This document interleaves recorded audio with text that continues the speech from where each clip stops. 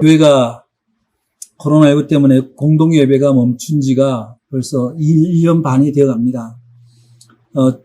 언젠가도 말씀드렸지만, 많은 교인들과 목회자가 앞으로 교회가 어떻게 될 거냐, 한국 교회가 어떻게 될 것이냐, 이런 염려들을 많이 하시는데, 믿음이 흐려진 교인은 있을지언정, 교회는 결코 망하지 않는다. 저는 그런 믿음이 있습니다. 일제의 억압과 한국 전쟁 가운데서도 교회는 살아 있었습니다. 우리나라 경제는요, 제가 태어날 때부터 제가 직장생활하고 제가 오너로 일할 때 그때 한 번이라도 경제가 좋다라고 얘기 들어본 적이 없어요. 경제는 늘 어려워요. 왜 그렇습니까? 많은 사람들이 경제적 이익에만 집중되어 있지 경제적 손실이 곧 투자라는 것, 기다림의 시간이라 대한 이해가 부족했거든요. 그건 지금도 마찬가지입니다. 교회는 늘 어려움과 함께 교회사가 이어져 왔습니다. 문제는 뭐냐면은 어렵다고 해서 그 어려운 것에 휩쓸려 가서 진짜 어려워지는 교인이 있다라는 거예요.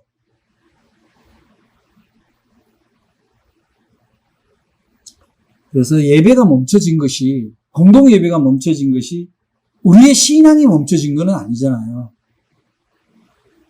오히려 이 모여서 예배 드리던 이 어떤 제도적 예배, 의식적 예배가 이제 내 자신이 홀로 혹은 소그룹이 하나님을 독대하는 어떤 형식에 이끌려가는 시간에서 하나님과 내가 단독으로 예배 드리는, 서보는 그런 어떤 성찰의 시간, 믿음의 시간을 돌이켜보는 그런 시간의 기회로, 은혜의 시간으로 오히려 이런 공동 예배를 못 드린 때를 우리가 이해하고 받아들여야 되지 않느냐, 저는 그렇게 생각을 합니다.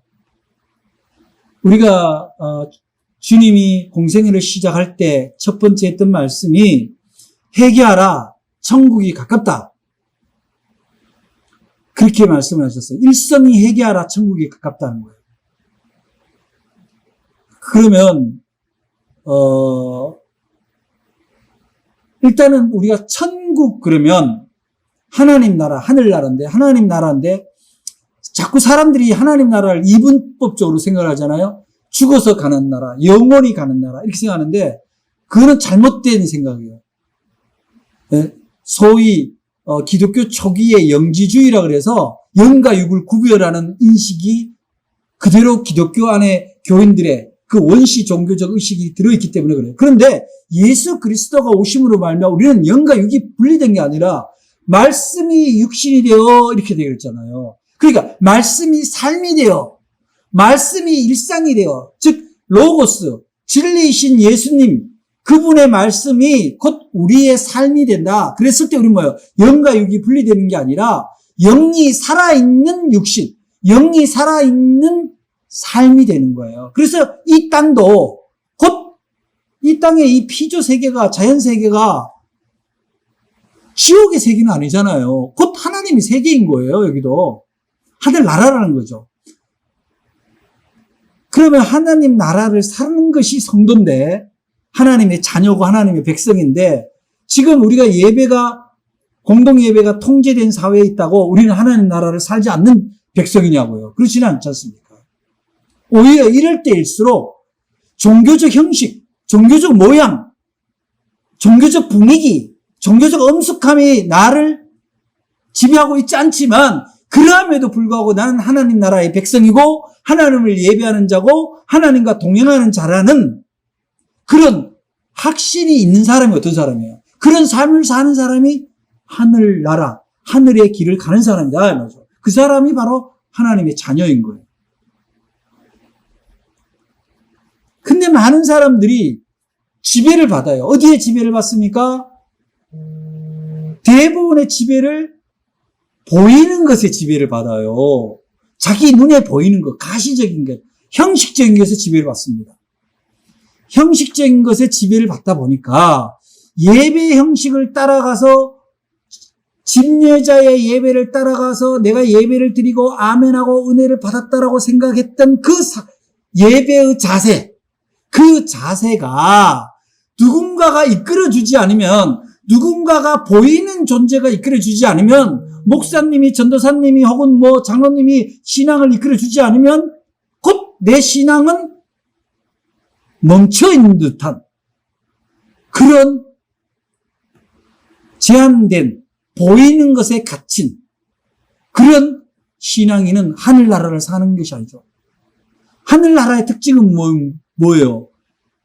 형식적이고 가시적이고 현실적인 것을 넘어서는 거예요. 초월하는 거란 말이에요. 사랑은 형식을 초월하잖아요.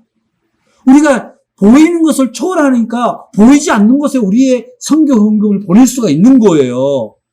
그렇지 않습니까? 우리 눈으로 확인하고 저 사람들이 우리가 보내는 돈을 잘 쓰나 못 쓰나 했기 때문에, 영수처리 됐기 때문에 우리가 매달 몇 군데의 선교 후원금을 보내는 게 아니잖아요. 사랑이라는 이름으로, 구원이라는 이름으로 우리는 믿음으로 우리 교회는 선교 사역을 하고, 우리 공방에 우리가 아동 사역을 하고 있지만, 아동 복지 사역을 할 때 거기에 있는 집 아이들이 다 우리 교회에 오지 않지만, 그런다고 해서 우리의 사역이 멈춰지는 건 아니잖아요. 하는 거거든요. 왜냐?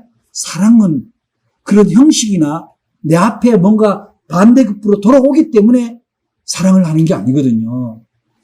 부모가 자식을 키울 때 내가 니한테 투자한 돈이 이만큼인데 네가 나중에 사회인이 돼서 돈을 벌면 네가 나한테 이만큼 이자는 못 갚아도 이 정도는 갚아라. 그렇게 얘기할 수가 없는 이유가 뭡니까? 우리는 우리의 사랑에 의해서, 원초적 사랑에 의해서 자녀를 키웠을 뿐이거든요. 그러면 하나님에 대한 우리의 사랑은 어떠하냐고요?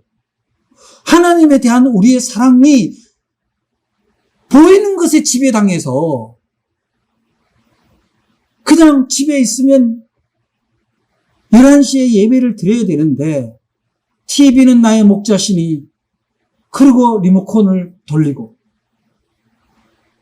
그냥 옷차림, 그냥 잠옷 차림, 반바지 차림으로 누워있다가 그냥 아유, 예배 드려야 되는데, 아유, 몰라, 아유, 피곤해. 그렇게 가는 것이 우리는 무엇에 지배당하는 거예요? 너무나 허무하고 어이없는 가시적인 것에 지배당한다, 이 말이에요. 우리가 신앙 안에서 신앙인들이 죄라고 하는 건 뭐예요?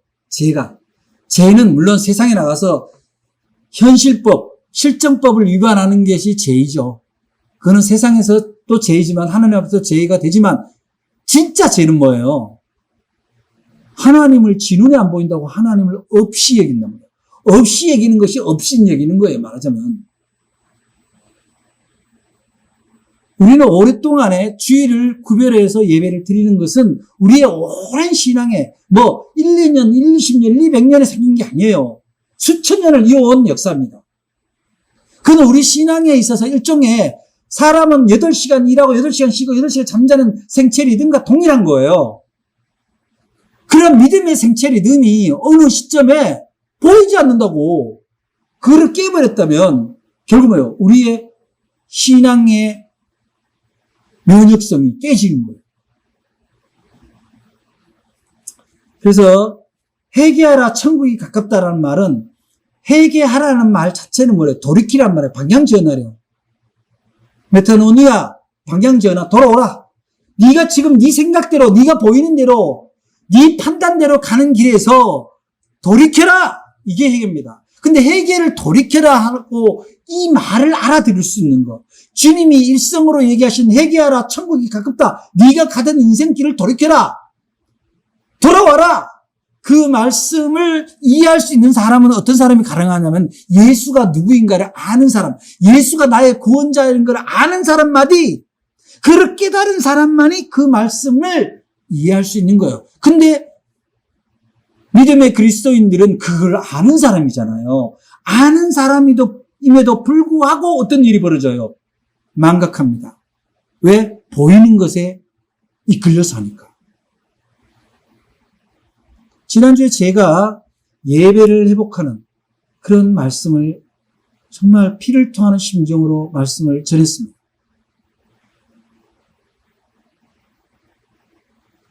하나님께로 돌아오지 않으면 그럼 이보다 더 위험한 시대가 오면 어떡할 거예요? 누구한테 갈 거예요? 이까지 이 바이러스 때문에 도대체 믿음이 무너진다는 게 말이 됩니까? 예배가 무너진다는 게 말이 됩니까? 우리의 믿음이 고작 그 정도밖에 안 되겠어요? 회개하라는 말은 결국은 하나님에 대해서 전혀 모르고 하나님을 없다 생각하는 사람한테는 해당되는 말이 되려면 힘들어요. 그 사람들이 깨달을 때까지 어떤 작용이 일어나야 될 때까지는 기다려야 되지만 우리에게는 하나님을 믿고 예수 그리스도 이름으로 삼위일체 하나님 앞에서 그 이름으로 우리가 세례를 받은 우리는, 세례를 받음으로 말미암아 우리가 하나님의 자녀가 된 우리는 날마다 가던 발걸음을 하나님께 물어보고 돌이켜야 되는 존재라 이 말이에요. 회개가 한번 세례를 받음으로써 끝난 것이 아니라 회개는 날마다 일어나는 사건이 되어야 되는 거예요. 그래서 교회마다 예배에서 공중예배, 정기예배에서 늘 참회의 기도를 드리는 게 대표 기도는요. 하나님 앞에 뭘 달라고 기도하는 게 아니에요. 우리가 생각했던 것들에서 하나님의 생각으로 발길을 돌리는 거예요. 그게 참회의 기도입니다. 그게 회개입니다. 믿는 사람의 회개는 날마다 일어나는 신앙의 결단이자 신앙의 핵심이에요.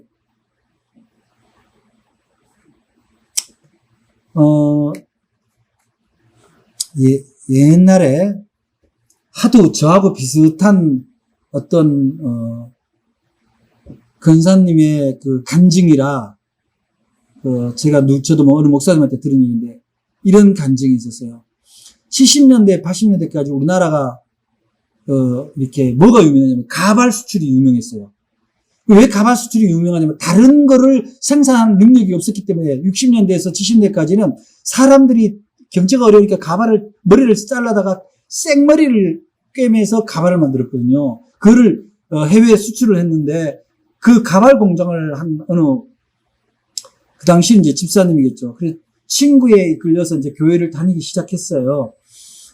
그런데 뭐 이렇게 교회를 다니면서 이제 사실 가발 공장이 막 잘 되고 정말 뭐 엄청나게 이제 성장한 거예요. 성장해서 그 거래하는 은행에서 현금 저축을 가장 많이 하는 회사로 그 정도로 회사가 성장을 하고 돈을 많이 벌었습니다. 많이 벌었는데 이제 어느 시점에 되니까 이제 가발 산업이 이제 사양길이 된 거예요. 사양길이 되니까 이게 이제 점점 돈이 벌기는커녕 그냥 오히려 빚이 생기고 그저 직원들 월급 주기 바쁘고 그래서 직원 월급 주기가 힘드니까 직원 그 공장의 어느 한 뒤에다 창고를 헐어서 그 직원 여직원들의 기숙사에서 나오는 그 잠밥을 갖다다가 돼지를 키웠어. 돼지를 키운 걸로 오히려 그 기숙사 음식을 사고 돈을 아끼려고. 그렇게 계속 그래도 안 되고 빚이 지고 이러니까 이 양반이 교회를 다님에도 불구하고 점도 치고 굿도 하고 그랬는데 결국은 망하게 됐는데 너무 이제 힘드니까 이분이 이제 교회 와서 이제 기도를 하는데 자기가 기도를 하면서 그런 생각이 들더라는 거예요. 아니 내가 교회도 이렇게 열심히 다녔고 또 이렇게 뭐 온갖 일을 했는데도 왜 이렇게 안 되지? 그리고서는 자기 자신을 돌아보니까 교회는 자기가 살아가는 데 있어서 순서가 가장 뒤였다라는 거예요. 주일날 그냥 예배 한번 억지로 가는 거, 안 가면 찜찜하니까. 11조도 그렇게 사업 잘 될 때도 11조로 정상적으로 안 드렸고. 그리고 심지어 뭐 교회 등록도 거의 10년이 다 지나서 사람들이 건사해야 된다니까 등록을 하고. 그렇게 엉터리 신앙생활 한 것들이 자기가 망할 때 되니까 딱 떠오른 거예요. 그리고 이제 뭐 회사가 다 어려워지고 다 정리 단계에 들어가니까 이제 처음으로 이제 교회에서 하는 말씀 훈련을 하는 학습자 훈련을 참여를 했는데 그때 성경 말씀을 훈련하는 그 과정 속에서 이 권사님이 엄청난 신앙적인 충격을 받은 거예요. 내가 하나님을 믿었지만 내 마음대로 살았구나. 내 마음대로. 그래서 어느 날 이분이 담임 목사님한테 목사님 부탁이 있습니다. 담임 목사님 뭡니까? 그러니까 제가 폐업을 하려고 합니다. 이제 더 이상 이 회사를 끌고 가는 건 힘듭니다. 이제 회사에 있는 모든 뭐 공장 뭐 이런 창고 기계 이런 거를 다 처분하면 다행히 자기 빚이 한 수십억 되는데 빚은 다 갚고 아무것도 없이 돌아올 수는 있을 것 같습니다. 그런데 폐업 예배를 드리고 싶습니다. 그렇게 얘기를 한 거예요. 그러니까 담임 목사님이 깜짝 놀라죠. 개업 예배를 드리는 거는 봤지만 폐업 예배 드리는 경우는 없잖아요. 그래서 아니 어떻게 해서 그렇게 폐업 예배를 드리려고 하느냐 그렇게 물으니까 이 권사님이 다 없어졌지만 그래도 돌아갈 곳이 있다. 내가 하나님께로 하나님 아버지께로 돌아갈 수 있다는 것이 얼마나 감사한지 모른다. 그래서 나는 이 감사 예배를 드리고 싶다.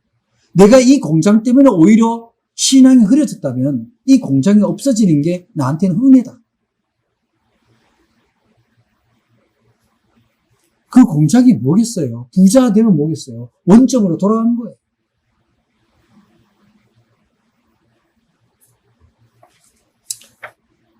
그래서 우리는 지금 이 분주하게 살아가고 걱정, 근심 껴안고 살아가는 이 세상에서 진짜 근심, 걱정하는 게 뭐냐는 거예요. 돌아갈 곳이 있다라는 것. 그것이 중요해요.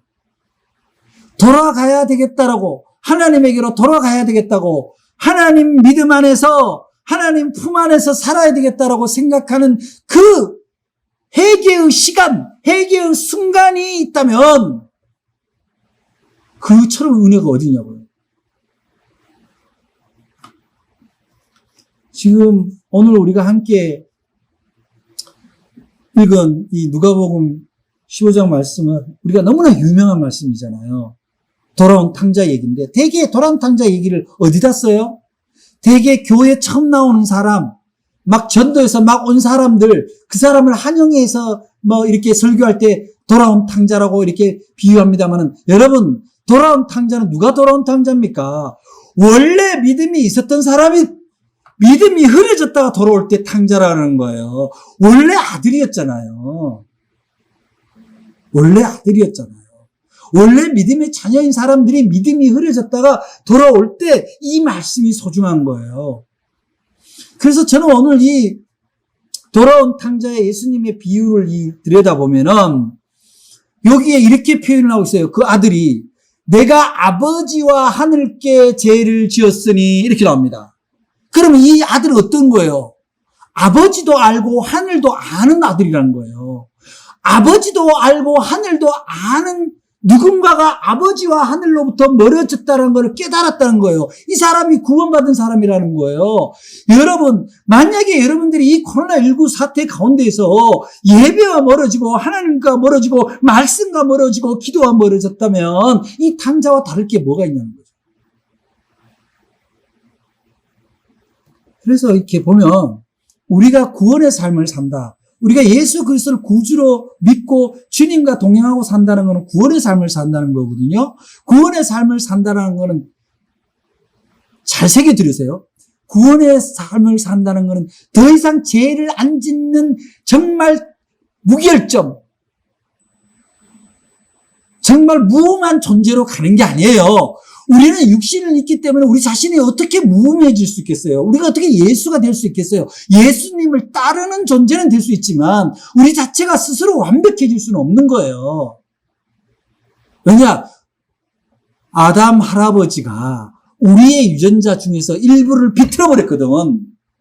그 비틀어버린 유전자는 영원히 우리를 떠나지 않고 있습니다.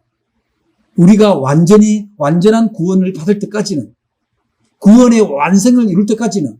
그럼 무엇이 우리 구원의 삶입니까?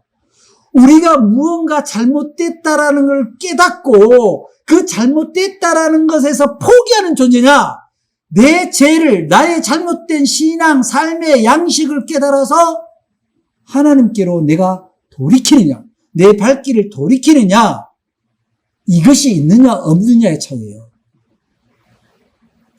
하나님께로 돌아올 수 있는 사람은 구원받은 사람입니다.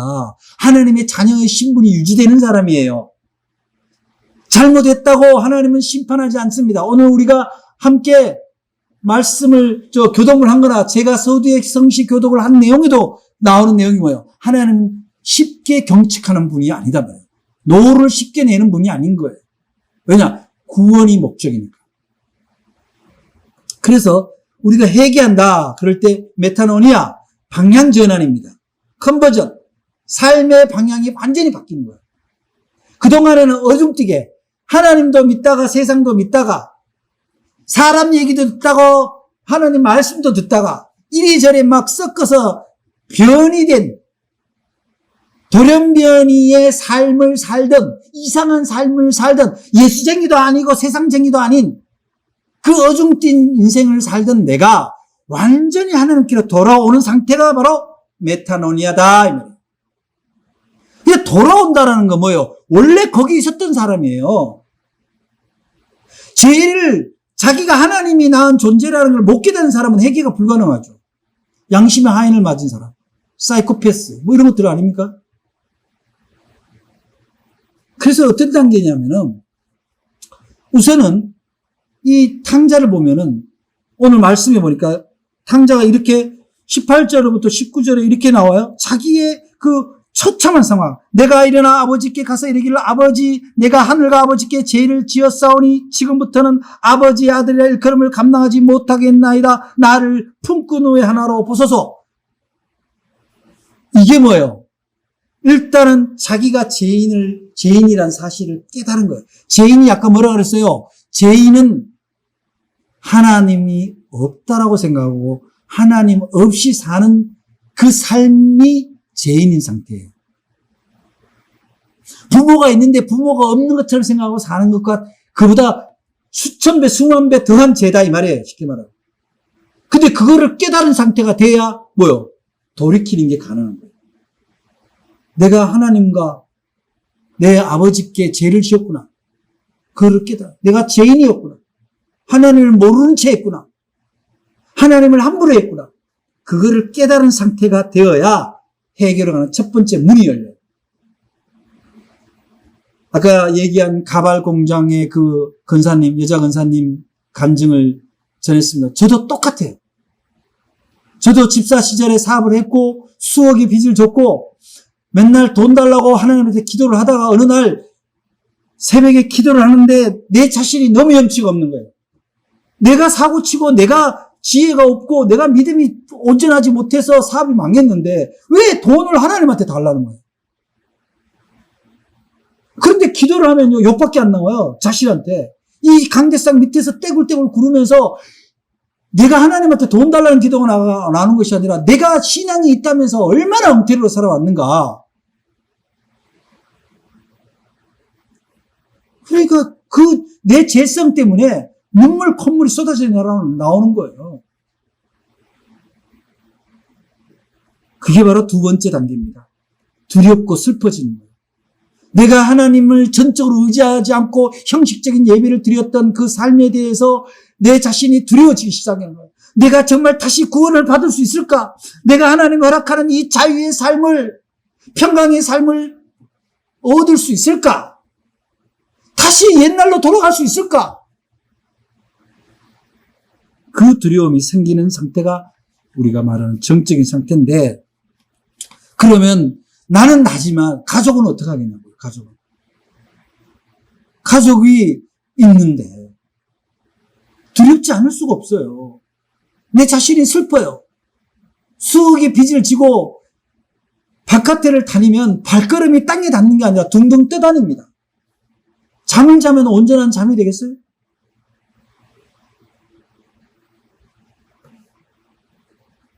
아, 이러다가 죽을 수도 있겠구나. 우울감이 옵니다. 그 단계가 지나갑니다. 그런데 죽을 지경까지 그 정도로까지 돌이키지 않고 있다는 것도 문제인 거네요. 그걸 인식을 못하는 건 더 문제예요.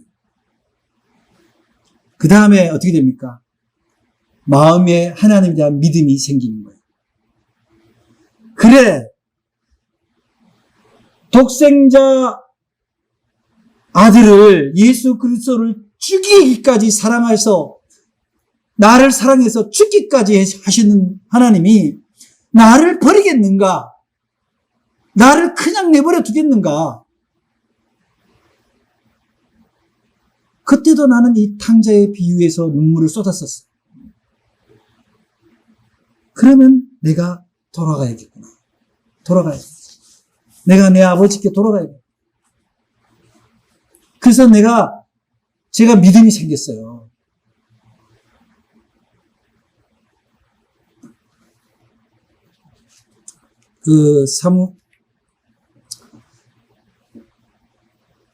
엘리야가 이제 자기가 죽게 생겼으니 자기가 열심히 이방의 제사장들과 싸워서 승리를 했음에도 불구하고 권력으로부터 죽임의 위협을 당하니까, 그리고 백성들도 돌이키고, 그러니까 죽기로 작정하고 로뎀나무 아래에 가서 식음을 전폐하고 자살을 하려고 하잖아요, 엘리야가. 더 이상 살 수가 없다는 거죠. 그랬을 때 하나님 천사를 보내서 먹을 것을 줬다고 나오잖아요. 먹을 것을. 그리고 네가 왜 여기 있냐고. 그때 의지를 가지고 하나님께로 돌이켜요. 교회는 그런 역할을 한대요. 포기하는 사람, 힘든 사람, 지친 사람, 더 이상 하나님이 어디 계시냐고 묻는 사람들에게 하나님의 사랑이 살아있다라고 보여주는 것이 교회거든요.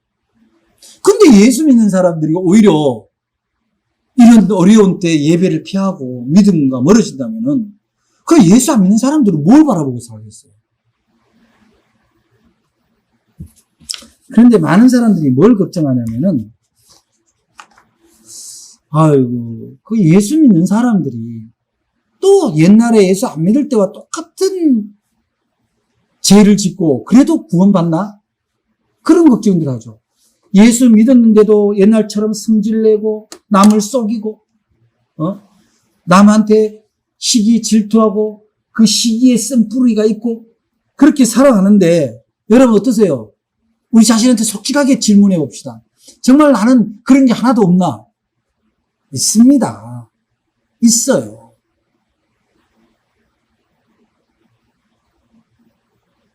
그게 완전히 사라지는 상태가 아니에요. 있지만 그것을 우리의 주님, 성령님을 의지해서 그것을 입 밖으로 행동으로 드러내지 않을 우리를 만져주시고 우리를 제어하는, 우리를 컨트롤해주는 절대적인 존재가 우리 안에 있다라는 게 틀린 거예요. 그게 성령님과 함께하는 거예요. 근데 그거를 그분께 내어 맡기지 않으면 어떻게 되는 거예요? 내 뜻대로, 내 성정대로 하는 거죠. 하고 싶은 말 막 하고, 성질 내고 싶으면 성질 내고, 거짓말 하고 싶으면 거짓말하고, 뭐 그렇게 사는 거예요. 예수 믿는 사람 중에 그렇게 해서 세상 속에, 세상 사람한테 손가락질 받는 사람들 많잖아요. 교인끼리도 싸우고, 서로 소분해하고. 교회 오면은 은혜를 받아야 되는데, 시험을 받는 사람들이 왜 그래요? 자꾸 육신의 가시적인 것에 자기를 맡겨서 그래요. 하나님 앞에 자기를 맡기는 게 아니에요. 그래서 교회 다닌다고 해서 죄를 더 이상 안 짓는 게 아니에요.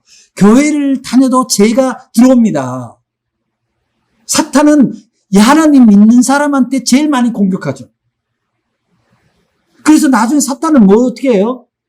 사탄이 하는 짓 중에 가장 지혜로운 방법이 뭐냐면은 어떤 사람이 실수로 죄를 지었어요. 과거에 자기 생활의 습관대로 누구를 시기하거나 미워하는 말을 했어요.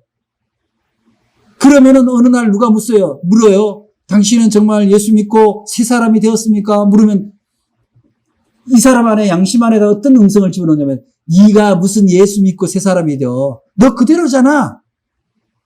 바뀐 게 없잖아. 그러고도 무슨 네가 구원을 받아. 너 구원 받은 거 아니야. 여러분 이런 음성에 귀 기울이지 마세요. 사탄의 목소리예요. 우리 교인들끼리 가족들도 그러잖아. 네가 교회 집사라면서 그따위로 행동을 해? 맞지 않아요. 틀립니다. 교회 집사도 실수할 수 있습니다. 목사도 실수할 수 있습니다. 그러나 중요한 건 뭐냐면 그 실수를 주님 앞에 자복하느냐 안 하는 거예요. 그래서 그 실수의 삶을 줄여가느냐 아니냐가 바로 믿는 사람의 모습이다라는 거죠. 예를 들어서 세례를 받았는데 내가 죄인이 더 이상 안 된다라면 이 세상은 지금 얼마나 좋아졌겠어요. 그렇지 않습니다. 우리는 연약해요. 사탄의 소리에 금방 우리는 넘어갑니다. 네가 무슨 거룩한 사람이야. 네 모양만 교회 가지. 넌 개판이야. 네가 뭘 하겠어.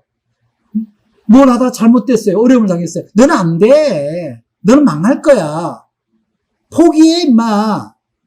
그래서 한강다리에서 포기하는 거 아닙니까? 그래서 가족들한테 돌아가지 않고 그냥 홈리스가 되는 거 아니에요. 그런 사탄의 소리에 죽으면 안 돼요.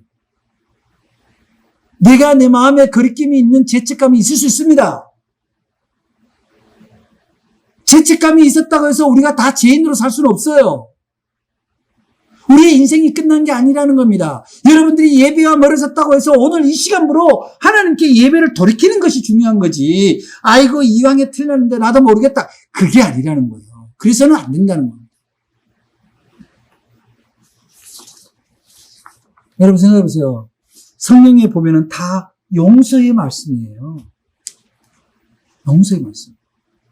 여러분의 자녀가 예를 들어서 그럴 아이들은 없지만, 부모한테 돈을 사업해달라고 한 1억을 빌려갔어요. 근데 또 다 말아먹었어. 근데 부모도 어려워. 그럼 누가 그 자식을 고발합니까? 죄인이라고 고발하냐고. 벌을 줍니까? 속상하지만 할 수 없지. 용서하는 거죠. 왜냐? 그게 사랑의 관계니까.